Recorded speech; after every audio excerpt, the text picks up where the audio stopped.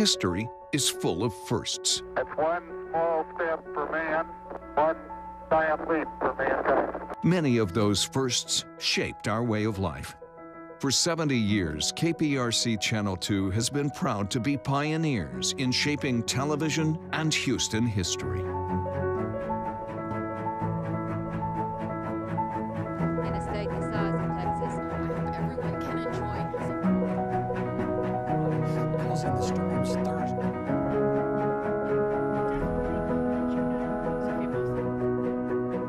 Minutes before 9 o'clock, the crew's here telling them. for the first time alone. They highlighted see the some of your men.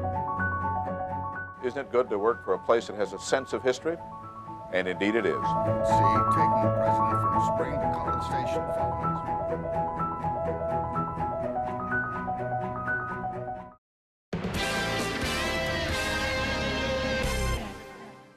If you have something you'd like Channel 2 Investigates to check out, call the tip line at 713-223-TIPS or email investigates@click2houston.com.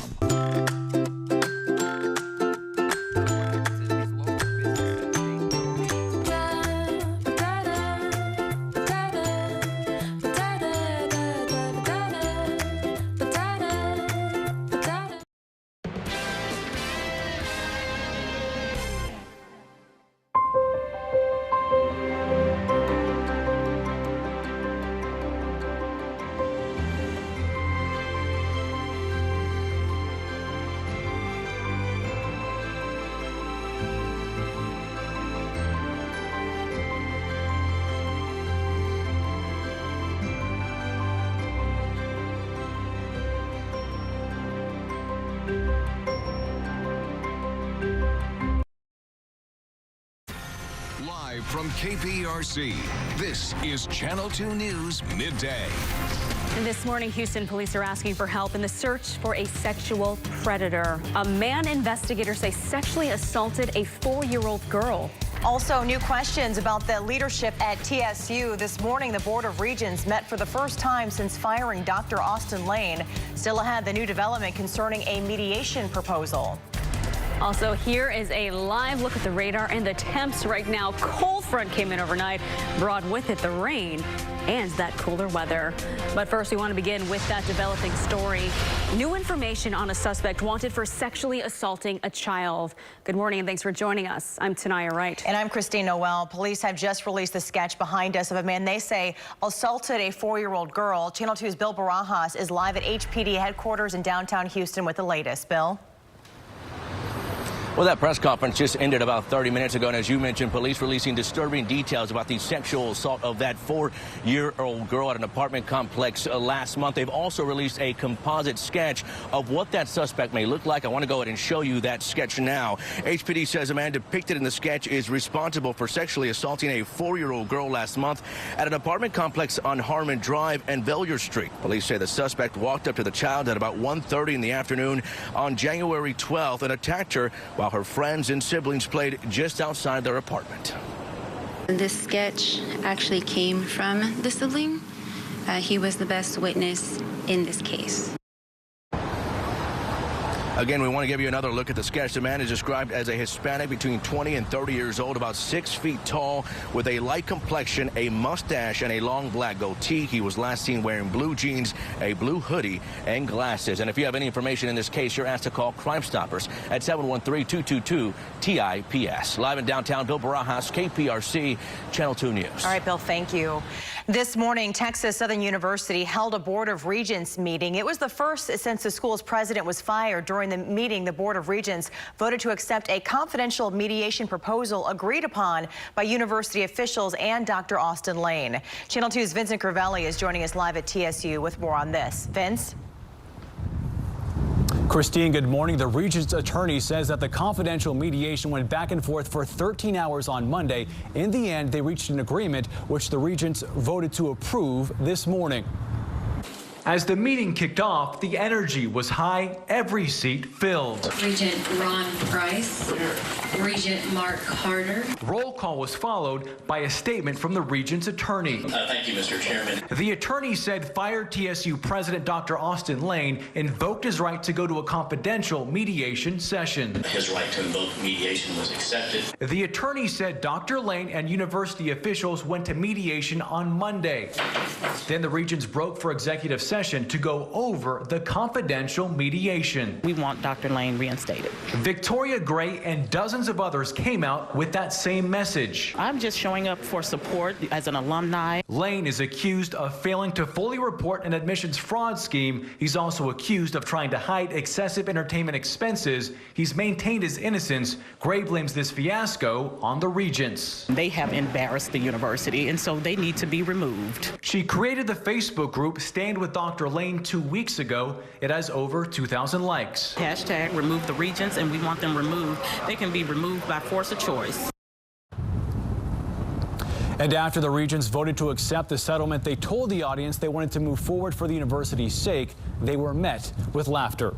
Reporting live from TSU, Vincent Crivelli, KPRC, Channel 2 News. All right, Vince, we appreciate the update on that. Thank you. Turning to our forecast now. Not the most beautiful day out there. No, it's really not. And Eric, it's drizzly and it's cold. Yeah. It is, and that's not a good combination. But, you know, it's winter here in Houston, and days like these are pretty much a guarantee. Fortunately, they're not going to last that long. In fact, as we head through the afternoon, we've got some improving conditions to talk about, not necessarily in terms of temperature, but in terms of rainfall. You can see on the exact track radar right now, the heaviest of the rain moving quickly toward the Louisiana border, and the bigger picture showing the heaviest amount of rain well over the mid-Mississippi Valley. We've even got some snow happening up in Tennessee, up in Kentucky, but down toward the coast, most of the rain is pushing off to our east, and that means we are on the tail end of it, and we will see things begin to dry out later this afternoon.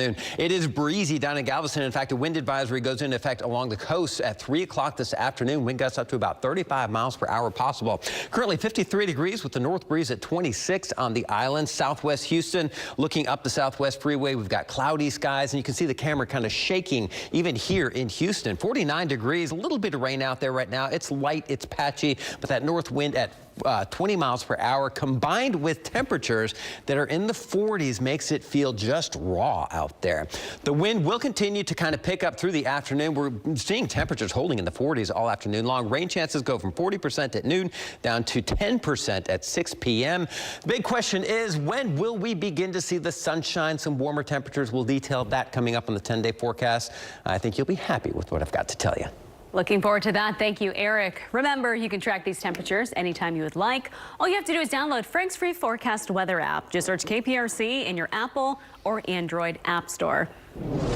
Now to Decision 2020. Things got pretty heated during last night's Democratic debate in Las Vegas. Michael Bloomberg made his debate stage debut, and he actually took the brunt of the attacks last night. NBC's Kristen Welker has the highlights in what some are calling a slugfest.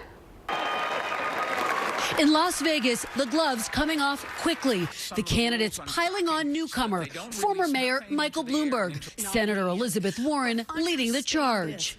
Democrats take a huge risk if we just substitute one arrogant billionaire for another. Warren also slamming Bloomberg for his alleged history of sexist remarks in the workplace. A billionaire who calls women fat broads and horse-faced lesbians. And no, I'm not talking about Donald Trump. I'm talking about Mayor Bloomberg. Bloomberg trying to downplay the matter. None of them accused me of doing anything other than maybe they didn't like the joke I told. Also under a microscope, Bloomberg's support of a controversial policing policy when he was mayor, which he has apologized for. Mr. Bloomberg had policies in New York City of stop and frisk, which went after African-American and Latino people in an outrageous way. When I discovered that we were doing too many stop and frisks. We cut 95% of it out. Former Vice President Joe Biden challenging that defense. The reason the stop and frisk changed is because Barack Obama sent moderators to see what was going on. The policy was abhorrent, and it was, in fact, a violation of every right people have. Bloomberg, who has spent more than $350 million of his own money on political ads, fending off repeated attacks on his vast fortune. All I know is I've been very lucky, made a lot of money, and I'm giving it all away to make this country better. And a good chunk of it goes to the Democratic Party as well. Sanders, the national frontrunner, was the night's other big target, with Mayor Pete Buttigieg taking sharp aim at both men. We shouldn't have to choose between one candidate who wants to burn this party down and another candidate who wants to buy this party out. That was Kristen Welker reporting. The 6 key takeaways from last night's debate include whether or not former Vice President Joe Biden was able to revive his campaign. You can look for all of this on the story on our homepage. Now to breaking news coming to us from Washington. President Trump's longtime political advisor Roger Stone is expected to be sentenced today. He was convicted of lying to Congress, obstruction, and witness tampering in the Russia probe. Stone's sentencing has set off a firestorm in Washington. All 4 federal prosecutors in his case quit last week after Attorney General William Barr retracted their sentencing recommendation. President Trump criticized the original recommendation on Twitter after prosecutors recommended 7 to 9 years in prison. We will bring you the latest on the sentencing as it happens. Now to a developing story in Germany. Police there say 2 shootings left 9 people dead. New at midday, we now know the name of the gunman. The attacks happened at 2 hookah bars in a small town east of Frankfurt. Germany's federal prosecutor says that all of the victims were of foreign backgrounds and identified the gunman only as Tobias R. Investigators also confirmed the gunman had posted extremist videos and a manifesto which called for genocide of multiple ethnic groups. An investigation is now underway into the deaths of a couple in southeast Houston. Police say they believe they died from carbon monoxide poisoning. Now their son is opening up about this tragedy. Overnight, fire officials found the bodies of Mary Williams and Louis McDonald in their home on Burkett Street. Detectives say a generator was running in the back of that home. The couple's sons say they did not have carbon monoxide detectors. No, I mean, not really. I ain't really think that a generator would, take my mom away like that. I ain't think it would do that. Williams says his mother was in her 60s and Louis was his stepfather. He also tells us that the couple moved into that home about a month ago. In consumer headlines this midday, Victoria's Secret is being sold. The company's owner, L Brands, says private equity firm Sycamore Brands is buying a controlling stake in Victoria's Secret. Now, this is for $525 million. Sales have been in decline because of the increased competition and changing taste. L Brands will now focus on running its other struggling division, Bath & Body Works. This will be as a separate company. A real test of someone's conscience this morning when a worker fined $5,000 in cash. That's right. That worker did the right thing and gave that money back. Still ahead, what she received as a reward for her amazing honesty. Plus, could we see more of the Texans this upcoming season? Still ahead, the big changes the NFL is considering that could change the playoff picture. Plus, the paraglider ends up, look at this, stuck high above the ground in power lines. Coming up next, we're going to have an update on his condition and how long it took firefighters to get him down. Channel 2. You're watching Channel 2, Houston's home for news. Caught on camera, crews worked late through the night to rescue this paraglider who got tangled up in some power lines. Fire officials say the trapped man was with another paraglider while attempting to land at the Yuba County Airport in California right before he hit the wires.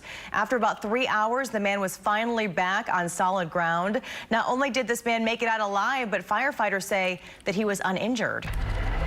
A tragedy during one of the most exciting times of the year in New Orleans. That's where a woman died during a pre-Mardi Gras parade. Authorities say that 50-year-old woman was hit by a float in the crew of NYX parade. No other details about the victim have been released. The coroner's office will determine her official cause of death. MGM Resorts International now says it was the victim of a data breach. The majority of data exposed could be found in a phone book, but about 1,300 individuals had more sensitive data hacked, like driver's license and passport IDs. MGM has not disclosed how many total customers were impacted by this or who hacked the data.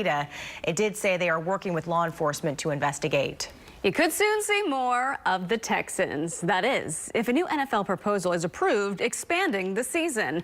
Owners and league executives are meeting today to discuss expanding the playoffs. The idea is reportedly to go from 6 teams per conference to 7. Owners also want to increase the number of regular season games from 16 to 17 and reduce those preseason games from 4 to 3. And that is, if it's approved, it could go into effect as early as this upcoming season. Well, if you found $5,000 in cash, what would you do? What would you do with it? Well, one retailer worker in Kentucky, she returned it. Now, a whole lot of good karma is headed her way. This happened on Valentine's Day. Katrina Thomas, her friends call her Deanie, says that she didn't think twice after finding the envelope of money left on the floor right near her workstation. She returned the envelope to its rightful owner so they could come and claim it. And sure enough, they did show up for it. A reward followed for Thomas consisted of flowers, candy, and a card, all hand delivered by the person who accidentally dropped the money with a little something extra. Let me give you a big hug. I said, you're welcome. I said, you know, it could have been somebody else that didn't turn it in. God put me to put it back. He was the one that directed me to give it back. Yeah, for Thomas, she says her thank you card, candy, and flowers, plus that hug was worth every penny of that $5 grand she returned. Good for her. Yes, good karma coming her way. Yes, without a doubt. All right. Hopefully some sunshine headed our way sometime soon. Yeah. I'm thinking as I'm watching that story, do we have bad karma or something because of the weather today? I know. But just think ahead. We're getting it during the week. Exactly. You know, so if we have to endure it. There's always a silver lining in everything. Yes. So we just have to endure today, and then things will be much better as we head into the weekend. And it is a big weekend. We've got Mardi Gras happening down on the island. So yeah, this is the way many of us feel. I myself, this is Fritz and Heidi out of Richmond, just kind of snuggled up in the blanket right now. Yeah, that's a good place to be because it's cloudy, it's kind of damp out there, it's breezy, and it's cold. So not the best of days today, but don't worry, things will change and things will get better. 53 degrees in the island, north breeze is 26 miles per hour.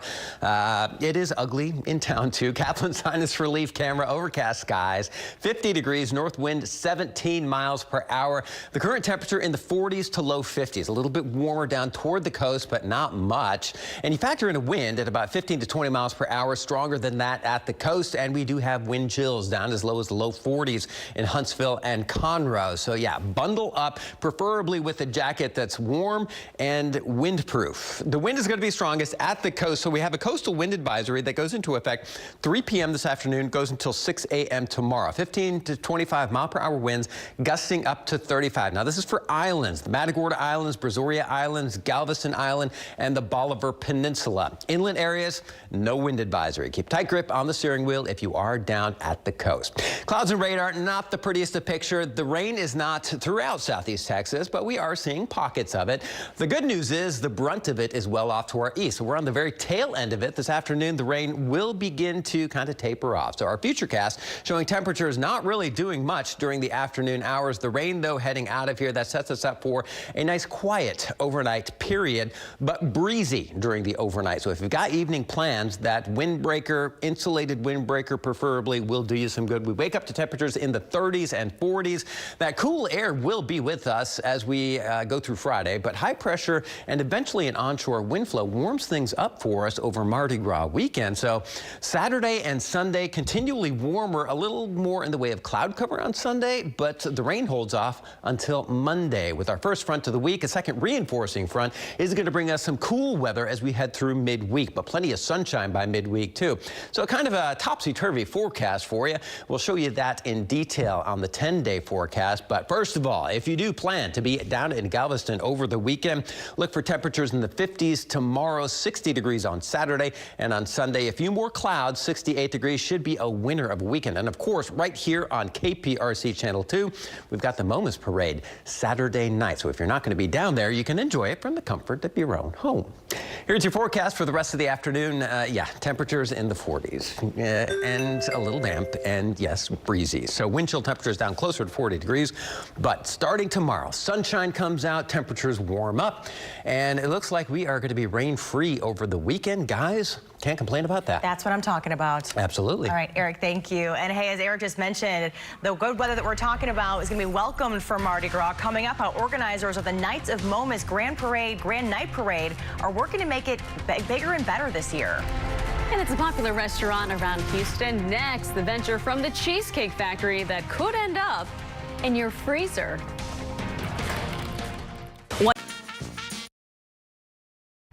Welcome back. If you got a sweet tooth, you're going to love this. Yes, you will. The Cheesecake Factory is bringing its brand of sweet desserts and to another cool product.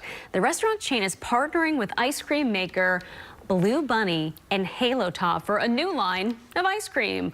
While the flavors might sound familiar, like chocolate and cookies and cream, the company says their ice cream will have real cheesecake ingredients incorporated into the mix. This ice cream line should hit grocery stores across the nation by April. Building up your emergency savings or paying down credit card debt? A new survey out this morning asks which is more important of the two. Bankrate.com conducted the survey and found just under half of Americans have more emergency savings than credit card debt. That's better than last year, but still lower than any other point from 2011 to 2018. 45% of American households say increasing emergency savings is a higher priority, while 38% say paying down debt is more important. Record blue-collar job shortages will continue through 2030. This is all according to a new report published by a conference board. Now, the report says without a concerted effort by companies and governments, the nation's overall standard of living will decline. So will profits in blue-collar heavy industries such as transportation, warehousing, and manufacturing. This morning, Japan is under heavy criticism for its handling of the coronavirus outbreak. Coming up, new developments when it comes to hundreds of passengers on a quarantine cruise ship. What's happening to them just as 2 passengers who were taken off last week have now died. Plus, it's the crash that had everyone holding their breath. Still ahead, the latest on the condition of race car driver Ryan Newman and a special video that his wife made of him. Now here's Joel Eisenbaum with a story he's working on for tonight at 10. Hackers targeting the financial sector. A cyber intrusion into a financial institution can cause a world of hurt. Banks fighting off attacks. It happens every day, and it's not just at Imogee, it's at every bank. But it's your money these cyber thieves are after. If we're not planning ahead financially for those, we're going to find ourselves in a situation where when the bills are stacking up, we have no way to cover it. Thursday night at 10, Channel 2 investigates where you are most vulnerable and what you can do right now to protect yourself. This is home. Live from KPRC, this is Channel 2 News Midday. Good morning. Tonight, Christine here with a look at some of this Thursday's top stories. A man wanted for sexually assaulting a 4-year-old child. Police say the assault happened last month at an apartment complex in Southwest Houston. Here's a sketch of that suspect. Police say he attacked the child while her friends and sibling played just outside their apartment off of Harwin Drive. Anyone with information on this man is asked to contact Crime Stoppers. Tense moments during a Texas Southern University Board of Regents meeting earlier this morning. It was the first since the school's president, Dr. Austin Lane, was fired. Dr. Lane and university officials went into mediation on Monday. At the end, both sides came to an agreement. During today's meeting, the board voted to accept the confidential mediation proposal. 6 Democratic presidential hopefuls met on the debate stage in Vegas last night, but it was the newcomer, former New York Mayor Michael Bloomberg, who received the most attention.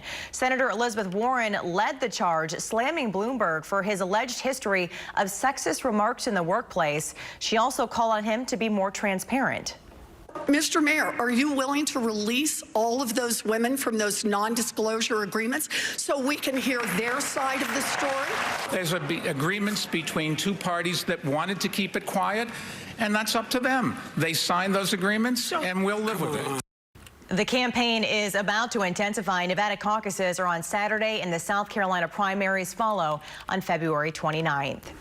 Now to the latest on the coronavirus concerns. Hundreds of passengers who tested negative for the disease have begun leaving a quarantine cruise ship in Japan. Meantime, 2 passengers taken off that ship because they were infected with the virus have died. They are becoming the first fatalities from that virus-stricken vessel. NBC's Janice Mackey-Frayer has the latest now from Japan. More people are coming off the cruise ship, relieved that their quarantine is finally over, but it's coming with a lot of concerns. With so many confirmed cases now, more than 630, that's roughly 1 in 6 people on board, and confirmation that 2 passengers have died after becoming infected on the ship. It's raised a lot of questions about how the quarantine was carried out, whether there was proper attention paid to the ventilation system, food preparation, or having controlled areas. As well, people are questioning whether it's right for Japanese officials to allow people to simply go free with no follow-up quarantine period after coming off the ship. There are dozens of cases here in Japan beyond the cruise ship, to the point where the government is now advising people to take precautions and even avoid hosting large gatherings. Still, they say anyone who tests negative will be able to come off the ship by the end of tomorrow. The crew, however, will remain on board and under quarantine for another 2 weeks. Janice Mackey-Freyer, NBC News, Yokohama, Japan. All right, turning now to weather. It's chilly. It's gloomy. It's rainy. It's drizzly. It's not sunny just yet, but Eric, when will we see the sun again? Yes. And when will we see some warmer temperatures? We will see the sun again. I can guarantee you that. Before everything is said and done, we will see the sun again. We do have the trifecta going on. Number 1, it's cold. Number 2, it's windy outside. And number 3, it's damp. And those 3 factors together really make for miserable weather. Here's the good news. Most of the rain is passed off to our east of the Mississippi River. We're on the very tail end of it here in southeast Texas, which means that we're going to see improvements in the short term even. This afternoon, we'll see the rain continue to taper off. We're seeing some moderate showers southern Harris County, but overall, you'll need your umbrella maybe for the first half of the afternoon, and then later on, things looking better. Not many people really enjoying the zoo. There was an elephant out here a short while ago, but apparently the elephant is tired of the weather too, so he or she has gone inside. 49 degrees, north breezes 18 here in town. On the southwest side of town in Sugar Land, 49 degrees, a few showers there, north breezes 12. Just not a pretty day today. Temperatures in the 40s north, along the coast low 50s. We do have wind chills that we're dealing with, making it feel 5 to 10 degrees colder than the actual air temperature, because we've got a wind upwards of 20 miles per hour or greater than that at the coast even. So damp and brisk today, cold and breezy through 2, 4 o'clock in the afternoon. We stay in the 40s, and again, these are the actual temperatures. The feels like temperatures will be down closer to 40 degrees. So what to expect? The showers will be tapering off this afternoon. Cloudy and very brisk conditions extend throughout the day today, but improvements are on the way. Beginning tomorrow, we will see sunshine. Eventually, we will get a warm up. We've got the weekend right around the corner. I'll let you know exactly what it means for this weekend on the full 10-day forecast. Stay tuned. Looking forward to that. Thank you, Eric. Well, it's Mardi Gras season in Galveston, and that means a lot of parties and a lot of parades. Sure does. Now, the biggest and oldest is happening this Saturday. It is the Knights of MoMA's Grand Night Parade, and this year, organizers are making an effort to get the entire community involved. The color, the music, and of course, the beads. The Knights of MoMA's parade has been a staple in Galveston for decades. This is Galveston's oldest Mardi Gras parade. It was started back by George Mitchell in the 80s. We aspire to be the top parade on the island. This year's theme, Sailing Through Scandinavia. 25 floats, 21 high school bands and drill teams taking the crowd on a journey. A parade night, it's kind of like herding cats, but it all seems to come together at the end. This year, organizers are getting the community involved in preparing for the parade, including local artists. So we've teamed up this year with a couple different nonprofits and had them come down and help decorate and paint floats. Nonprofits like Artist Boat.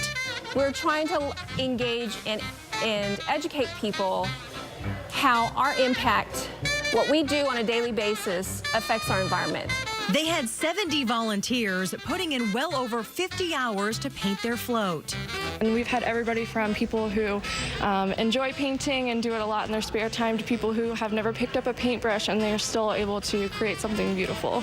All working to create a picturesque Scandinavian scene. The Arctic is, one of the largest ecosystems in the world, and so it gives us an opportunity to showcase all the great animals and the things to see and the things that we need to preserve and take care of and treasure. Also participating in this year's parade, Smart Family Literacy, with a float featuring Norse goddesses. This is an NBC News special report. Here's Harry Smith. Good day, everyone. We are coming on the air with breaking news. Roger Stone, the longtime friend and political operative of Donald Trump, has just been sentenced in federal court to 40 months in prison.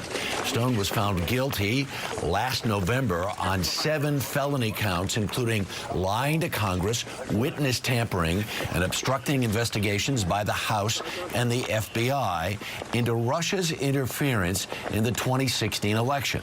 The Stone case has come under intense scrutiny in recent days after President Trump very publicly took up Stone's cause, and Attorney General William Barr overruled the sentencing recommendation of the Justice Department's own prosecutors, prompting their resignation from the case and triggering a firestorm of controversy.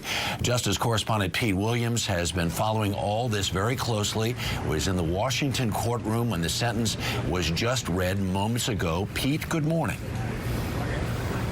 Good morning, Harry. Roger Stone did not address the court today. His defense lawyers said that the judge should take into account his age, his deteriorating health, and the fact that he was basically never did anything wrong to interfere in the election. They recommended no prison time.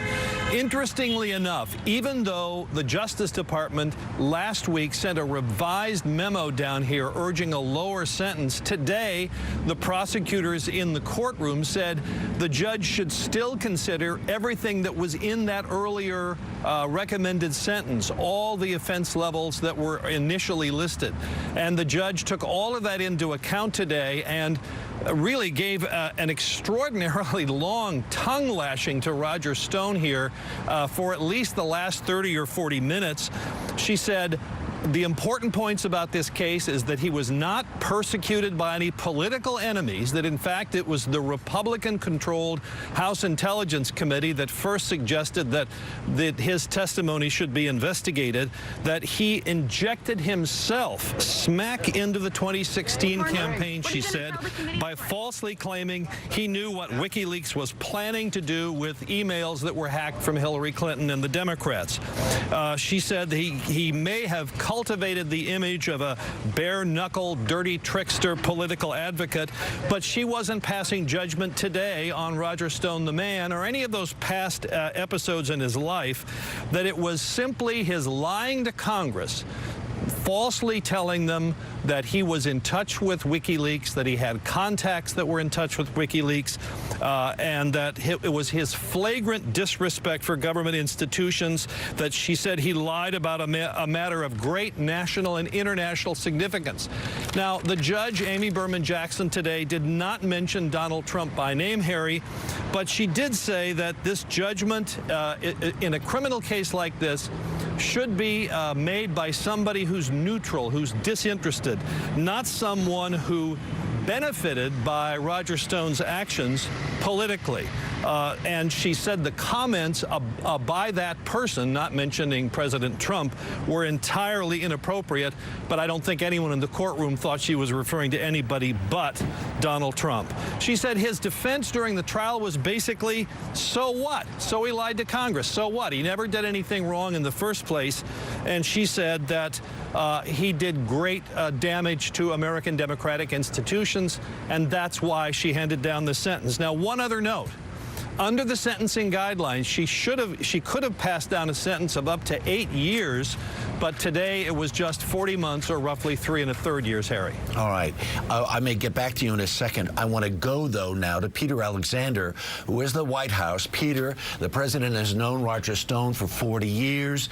He has been vociferous in his defense of Roger Stone. Is there a reaction at the White House yet? Well, Harry, even as I speak to you, I'm checking our Twitter because, of course, that is the president's preferred megaphone. Even despite those criticisms from his Attorney General William Barr, effectively asking him to butt out, to back off criminal cases being overseen by the Justice Department, the president has repeated that running commentary. And even as today's sentencing hearing began, the president again tweeted on this issue, calling for fairness, accusing James Comey, Andrew McCabe, some of the familiar faces he likes to attack as being the real liars and leakers in this situation. The president, we have seen, has attacked not just the case, but the prosecutors, and acknowledged, as it relates to William Barr, the Attorney General, who said that the president was making his job impossible to do. He said he thinks that that is actually the case, but said he would continue to speak out here. The president describing all of it in the past as a miscarriage of justice. So the real question right now is, what will the president do about it? This obviously comes just days after the president granted clemency to 11 individuals, including those that he had relationships with. Rod Blagojevich, the disgraced former Illinois governor, among those whose sentence was commuted. The president has refused to say to this point whether he will pardon Roger Stone, but just today he retweeted a tweet from a Fox News commentator, effectively suggesting that the president was very seriously considering such a thing. So on that, we wait. The only thing I would add to this on context is I'm told by a White House official that the president, though not specific to Roger Stone, is said to be considering additional pardons and commutations at this time, that he has put together an informal task force of sorts, advisors of his, to take a look, to vet, and to recommend candidates for clemency. That's something traditionally done within the Justice Department. The president now putting it under the White House roof. We wait to see whether, in fact, he will pardon Roger Stone or commute this sentence. Right. And if I'm not correct, when he was asked the other day, didn't he say, I hadn't really even considered it? So... yeah, okay. We'll take that for what it's worth. I want to move on now and bring in NBC News legal analyst and Justice Department veteran Andrew Weissman. Andrew, what's your takeaway from what transpired in this courtroom this morning? So I thought there was a tremendous rebuke of the White House and the Attorney General that was really stunning, which was the career prosecutors, the new prosecutors on the case, defended the case, defended the verdict, defended the judge, and probably most importantly, defended the career prosecutors who withdrew or resigned from the case, pointedly saying that their submission to the court was both approved and legally correct. So really taking odds with the position that the Attorney General had insisted be made in front of the court, and then they backtracked. Yeah, interesting. A lot of people have been looking at this because there is a separation of powers in this United States system, and folks have even gone so far as to say, well, is this a test of the rule of law? Did the rule of law win out here today? So I think in terms of what the judge did, absolutely. You knew that the judge was going to be fair and was going to apply the law and the facts, but you still have the problem of the submission that was made after the career people resigned is one that is deeply disturbing. It clearly was deeply disturbing to the judge because she pointedly asked the prosecutor, who made you submit that? All right. And the prosecutor refused to answer. Andrew, thank you so much. I'm going to go back to Pete Williams, if I may, and I'm looking at some of what the judge had to say this morning. She says the truth still exists. The truth still matters. Roger Stone's insistence that it doesn't poses a threat to our most fundamental institutions, to the very foundation of our democracy. Thoughts? Yes, it was, as I say, a considerable tongue lashing. Now, one point to make here, Harry, is normally speaking in a case like this, the defendant would have to start getting ready to go to prison. Roger Stone does not have to do this yet. His lawyers have made a motion for a new trial. They say there was juror misconduct here. The judge has already dismissed one of those claims. They've made it now about another one. So Roger Stone will not have to report to prison until that motion is resolved. All right. Pete Williams, thanks very much. Also, Peter Alexander and Andrew Weissman, we appreciate it very much. Roger Stone sentenced to 40 months. That's it for now. Much more news later here on this NBC station. And If there's more, we'll be back right after this. And again, you were just watching that NBC News special report. As they just mentioned, former Trump advisor Roger Stone sentenced to 40 months in prison. And a $20,000 fine as well. He was convicted of lying to Congress, obstruction, and witness tampering in the Russia probe. We'll have the latest on this sentencing on click2houston.com. We'll be right back. All right, actually, we're going to do a little bit of weather, and then we'll head to a commercial break. So, as far as our weather goes, if you have stepped outside recently, you know it is not a pretty day. 53 degrees at the island. We've got a north breeze, 26 miles per hour. Wind advisory goes into effect, by the way, along coastal areas at 3 o'clock this afternoon. Wind gusts up to about 35. Kaplan Sinus Relief Camera, 49 degrees in town. North breeze is 18. It is brisk everywhere. It is cold everywhere. Temperatures holding in the 40s, with the exception of our southern counties that are just eking out a 50, 51 degree temperature, but you do factor in that wind, and it feels much colder than that. The wind is going to keep kicking up as we head through the afternoon, so the wind chill is going to be a real thing in the low 40s. You add to that the fact that it's damp out there. Some light sprinkles, very light patchy rainfall will continue through the first half of the afternoon. It will taper off, though, as we head toward the evening drive, toward dinner time, and eventually the rain's going to be out of here entirely by this evening. So take a look at our futurecast. You can see the rain does taper off slowly but surely. Temperatures holding in the 40s. And again, you can't see the wind chill here. These are actual temperatures, but the wind chill shave about 5, 7, 8 degrees off the actual air temperature, and that's what it's going to feel like. We wake up to temperatures in the 30s tomorrow morning. We're not looking at a freeze tomorrow morning, but it is going to be cold. So for this afternoon, what you see is what you get, with the exception of the steadily drier air moving in. That 80% chance for rain today turns sunny. 0% chance on Friday. It stays chilly on Friday, 54 degrees, but we've got sunshine. And we've got sunshine heading into the weekend. It is Galveston Mardi Gras weekend. The weather couldn't be more perfect for the Momus Parade, which is right here on Channel 2 if you're not going to be down there to see it in person. Things do warm up to 70 degrees on Monday, and then another cold front comes through, slight chance for rain, and temperatures back down into the 50s midweek next week. We will be right back. Stay tuned. Sign says. Oh, it smells so good in here. It is cooking time with HEB. I'm here with Chef Jose Gutierrez from HEB, and it smells wonderful in here. And on a cold, dreary day like this, you think soup, but not maybe in the way that we usually enjoy it, right? Right. It's hard to predict the Houston weather, right? So whenever we have this nice, beautiful, cold weather like today, we want a soup that's easy and something that we can put together at home. So Cookwell & Company does an amazing job with these classics that we've had for a while. We have a tortilla soup, we have a cheese enchilada soup, we have a hatch tortilla soup, we have a tomato basil, and we have a lot more in the Cooking Connection as always.